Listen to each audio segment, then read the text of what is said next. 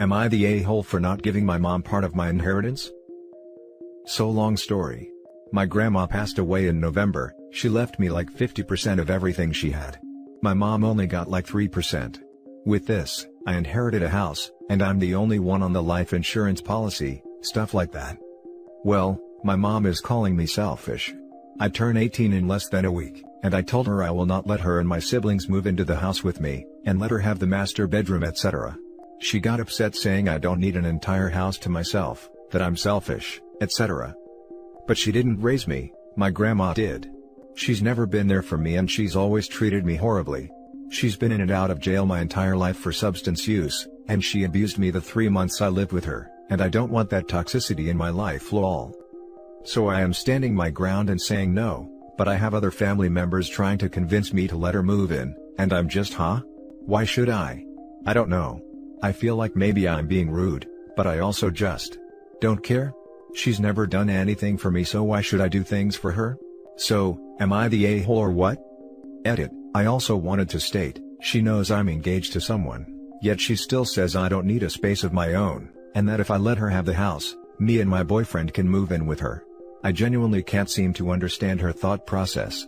Thanks to everyone for the advice and for reassuring me that I'm not a major jerk, haha. Now for the top comments. Not the a-hole. You don't owe her anything. Turn 18, enjoy your house. Use the inheritance to better yourself and set yourself up for a good life. Cut toxic people out. Not the a-hole OP. Your grandmother left you that inheritance for a reason, and left your mom what she did for a reason too.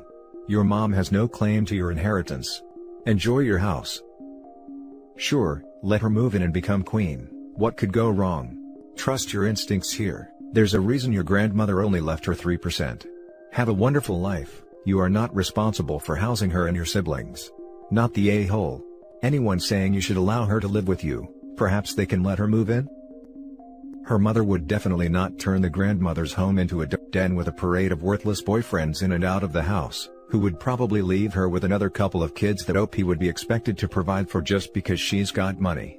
The mother also would never dream of wasting the inheritance on more substances and partying, and things she doesn't need. Leaving her even poorer and more of a train wreck than she is now. Impossible. Would totally never happen. If your other family members want to house your mother, they can do so. They have no right to make you do this, however. Move, save your money, find some cool roommates, with formal leases. No informality, that will bite you in the butt, or no roommates, it's your space. Start taking college classes you are interested in. Don't invest any of your money in friends or family. All your investments should be formalized through an investment firm like Fidelity or Vanguard. Index funds are good. Any money you give to friends or family you have to consider gone. You are never getting it back, and more than likely they will ask for more. Don't talk about the money you inherited to anyone. Don't tell anyone you own the house either. For a while, keep this all to yourself and learn to deal with it personally. You have no idea how entitled people will feel to your money once they know it's there. Your mother will not be the last in this regard. One option now is to go no contact with your mother now, and threaten no contact with any family member who talks about her or tries to guilt you into spending your money or moving family into your house. Set down rules now that they may not break. Not the a-hole, and I hope you enjoy what your grandmother intended for you to have, and only you. Next story. Am I the a-hole for refusing to provide more than my obligation threshold to my parents? My 36 mil father brought us to the US from an Asian country when I was 12, and I have 4 younger siblings. In our culture, the children are the parents' retirement accounts, so parents tend to invest in the children and then reap the rewards when they become successful adults and help the parents retire. My father and a couple of his friends came to the US around the same time in the late 80s. His friends have sons around mine and my brother's age. They all got the same jobs, but my father consistently earned more money than the other two. His 2 friends invested in their children's educations and provided a comfortable lifestyle for their wives and kids back in the old country. My father was more interested in buying land and trying new business ventures, so we lived relatively simple lives. That trend continued when we came to the US. We lived in relative poverty in the US while my father sent more and more money back home to buy properties. He said he was building his retirement and was going to move back to the old country and retire there when he was old. At the same time, His friends were working less and spending more time with their kids and investing heavily in their children's future, instead of building properties in the home country. We were in constant contact growing up, and those kids had much better lives than us, going to private schools and getting allowances. My siblings and I would be lucky to get $50 for new notebooks and pencils at the beginning of the school year, let alone an allowance or access to private schools. My parents never went to parent-teacher conferences or ever checked our report cards. Despite all of that, my brother and I are now decently successful in our careers. The sons of his friends are just as successful. Since their fathers sacrificed so much for those guys' futures, they're financing relatively comfortable and lavish retirements for their fathers. My brother and I refuse to do the same, which means that my father can no longer keep up with his friends in terms of quality of life. My father's schemes and businesses and properties in the old country haven't amounted to anything much in terms of income, so my parents are now reliant on my brother and I for support. We only provide enough for them to cover bills and food. We refuse to buy them houses and cars in the old country and here, and finance multiple trips back and forth. My brother and I can afford it, but we refuse to provide more than our obligation. Our parents never did anything more than their obligation to house and feed the kids, so we're choosing to limit our support to just that. My father has taken to telling family that his sons have effectively abandoned him despite our ongoing support, so we've started to be honest when asked and say that he never provided anything more than the bare minimum, so we're choosing to do the same. His investments are in the old country. He can go back and get it from there. Are we the a-holes? Not the a-hole, you still support them, and despite your childhood you're successful. You and your brother worked hard for it, it's your money and your decision. Would decline any pleas for support explaining you need the money for your retirement. If he has a lot of land, then why doesn't he just sell it or move back? Would that be a decent sum of money? There's a long backstory and he refuses to sell anything. My grandfather was murdered when my father was 15 or so. In the ensuing war for revenge, a lot of the hereditary land that was supposed to go to my father was mortgaged or sold to pay for bullets and stuff. My father and his brothers bought back every inch once they started working. But they were done recovering the family land before I was even born. My father just never stopped investing in the homeland and kept pushing to buy more and invest more over there. Everything combined can be sold for $2 million plus, but he refuses to sell it. He starts talking about how he had to work in the coal mines to buy back the ancestral land. Which is true, but there's plenty of other things that is outside the ancestral land that can be sold, but he won't sell. Not the a-hole, what you sow, so shall you reap. Seems like an extremely applicable adage here. Give the minimum, get the minimum back. As for having abandoned him, seems like those support checks are unnecessary if you've abandoned him. The money's mostly so our mother doesn't have to suffer financial distress alongside him. Not sure how much money is your obligation, but tell him that can end quickly if he continues to complain. My brother and I pitch in $1,000 per month. He gets Social Security and some money from renting out his basement. Adds up to about $3,500 a month.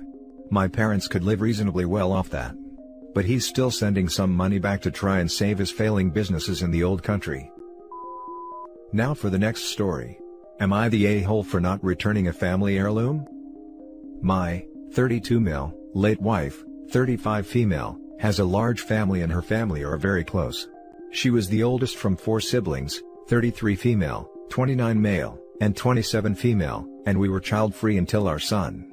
Her family have a treasured heirloom. It's an old silver ring with small detailed patterns all over it. It is very pretty. It traditionally is given to the firstborn child, my wife, who passes at their firstborn. A few years ago, our son, 4 male, was born, and while it was a very happy time, it was also sad. My wife had a health condition that affected her heart, and carrying and giving birth to our son had made it worse. She was hospitalized for a while, but even when she came back, she was still weak. She had to quit her job and she looked after our son while I worked. She was unwell but she was very happy. She loved our son. She recently passed, and it was very hard on us. Before she passed, she gave the ring to our son. He wears it on a chain around his neck. He loves it and doesn't take it off since mommy went away. Yesterday, my mother-in-law called to check up on us. While talking, she asked about the ring and asked when would be a good time to pick it up. I was confused. She explained that while the tradition was firstborn, for the past 5 generations the firstborns had been girls and she thinks that the ring should go to my niece. I told her no. The ring belonged to my son. He was my wife's firstborn and my wife had given it to him. It was important to him. She did not like this. Many people have called me to ask about what is going on, and some are angry at me, some are angry at mother-in-law. It's their family heirloom, not mine, so many I should give it back? Am I the a-hole? Now for the comments. Not the a-hole, you are following the last owner of the ring's wishes and following their tradition. I am so sorry for your loss. Not the a-hole. This, nothing else needs to be said. OP, I'm sorry for the loss of your wife. May she rest in peace. I'm sorry for your loss too, OP, but in your shoes, I would never let my son wear his ring pendant necklace around his mother's family. Your son lost his mother, and your mother-in-law want to rip from his hands a treasured gift from her? No, scratch that. She wants you to rip it from his hands for her. I understand that mother-in-law is grieving, and I have seen in my own family what the death of child can do to a parent, but your son is grieving his own cruel and unimaginable loss. Only a ghoul would take that ring back from him. Not the a-hole. Not the a-hole. You married into your wife's family. Whether they like it or not, you are now their son, and your own child continues the family line. The ring stays with your son, and may it ever remind you both of his mother. Peace be upon you. Not the a-hole. Your wife followed tradition and chose to give it to her son. Her death is irrelevant in that. It is however highly inappropriate and quite frankly very sad that your mother-in-law is using your wife's death as reason to pull the heirloom from your son, and gift it instead to her niece. The tradition states firstborn child, not firstborn daughter. The gift from your wife to her son should be cherished as it's his gift from his late mother. Your mother-in-law should be ashamed of herself. Now for the last story. Am I the a-hole for potentially damaging my brother's relationship with his sons over college tuition? My 42 male brother, 40 male, are very different people. I'm a perpetually single gay actuary working for a large company, and my brother is your stereotypical blue-collar guy who worked his way up from a construction worker to a heavy equipment operator. Due to differences in our career paths and overall lives and our incomes sometimes bothers my brother since he has always had to struggle. He does make a nice living and his wife is a nurse, but we live in a high cost of living area, so a lot of their income goes to paying for housing and expenses, while I paid off my house and invest/save a significant portion of my income from my job. He has never once said anything to me directly, but he will make little comments like if I get a new car, I should be glad I can afford it because I don't have kids, etc. I don't mean to give the impression that my brother is a bad guy or anything, because for the most part, he is a total sweetheart and took my coming out, in the 90s no less, much better than anyone else in the family, and always stays involved in my life. I only give that information to provide a background of why this situation may have come to a head. My nephews are 14 and 16 and are getting to the age where they need to start planning college, and my brother has told them that he really can't give them much help with college except for the savings plan, $529, that he has for both of them, which have roughly $10,000 each. While the boys were over at my house last weekend hanging out, they were complaining to me about how they were going to afford college, and I was asking them where they want to go to school. Since they both are planning to go to school in state, I was thinking that the tuition for both of them wouldn't really be that bad, and I told them not to worry about it, I'd pay for it. Well, naturally they were ecstatic about it, but when they told my brother, he got upset with me and said I shouldn't flash my money around and make his kids feel like they can't rely on him, and instead need to run to their uncle for money. I apologized for offering that without telling him, but I told him I was not going to take the offer back because I love my nephews and want them to start their life out debt-free. So either he lets me pay for it directly, or I'll wait until they graduate and pay off their debt then. Regardless, they will be starting their adult life debt-free. We got into a huge argument about it and I feel like I may have really overstepped some boundaries here, but I am not backing down on my offer and kneecapping my nephews financially for my brother's pride. Am I the a-hole? No a-holes here. Your heart was definitely in the right place, and I commend you for being there for your nephews.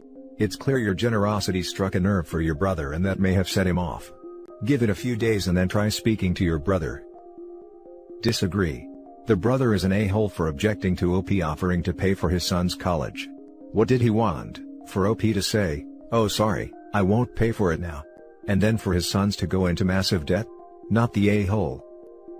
No a-holes here. I think your intent is wonderful, but your execution could have been a little better. You could have gone to your brother and said, "Hey, I love my nephews and want to contribute to their education fund. So it wasn't a direct tie in the kid's head to dad not having money and then boom, rich uncle swoops in and saves the day. That said, your brother shouldn't let his pride get the best of him. It's a generous and kind offer and he should know you well enough to know that you weren't trying to show off or show him up. Yeah, I clearly let my mouth get ahead of my brain. At this point though, it's not like I can take back the offer. I feel I'd be a bigger a-hole rescinding the offer. This is just simply a no-win situation now. No a-holes here.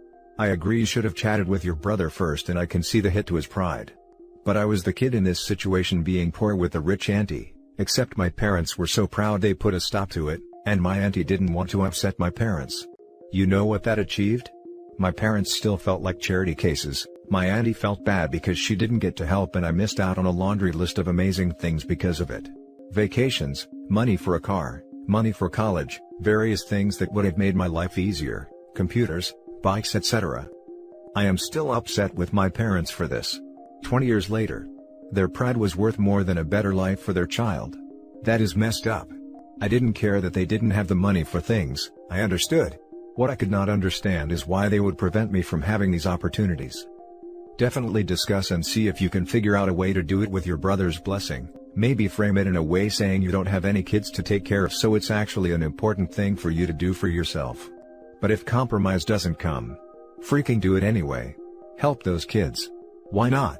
What is money good for if not that? Good luck, you sound like a great uncle and brother. This comment really strikes a chord with me. I've felt like that their whole lives. I've wanted to do a ton of stuff for them. But I've always had to tiptoe around my brother's feelings about my money. I wanted to take my nephews on a trip to Disney when my older nephew was turning 10, but they told me it was too extravagant of a gift.